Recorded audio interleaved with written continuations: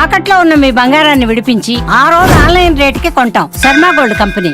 Big breaking news చూస్తున్నాం. పాకిస్తాన్ దేశం మరోసారి తన వక్రబుద్ధిని బయటపెట్టింది.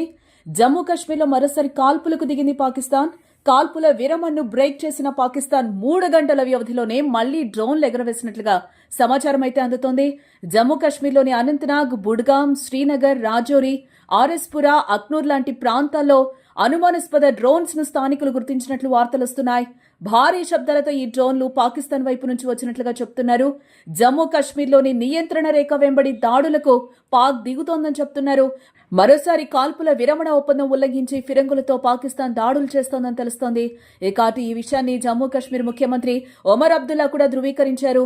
కాసేపటి క్రితమే జమ్మూ కాశ్మీర్లో భారీ శబ్దాలు వచ్చాయని ఆయన పేర్కొన్నారు.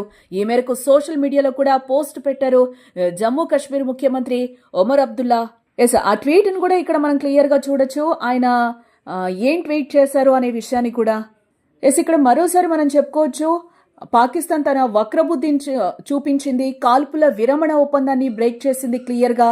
జమ్మూలో మరోసారి డ్రోన్లు కనిపించాయి. అనంతనాగ్, బద్గాం, శ్రీనగర్, కశ్మీర్ వ్యాలీ ప్రాంతాల్లో ఈ కవ్వింపు చర్యలకి ఎల్ఓసి వెంట పాకిస్తాన్ పాల్పడినట్లుగా తెలుస్తోంది. మరోవైపు పాకిస్తాన్ విషయంలో ఇండియా ఇప్పటికే అలర్ట్ గా ఉన్నట్లుగా కూడా తెలుస్తోంది. ఆర్ఎస్పురా సెక్టార్లో భారీగా కాల్పులైతే మళ్లీ పాకిస్తాన్ ప్రారంభించినట్లుగా మనకి సమాచారం అయితే అందుతోంది.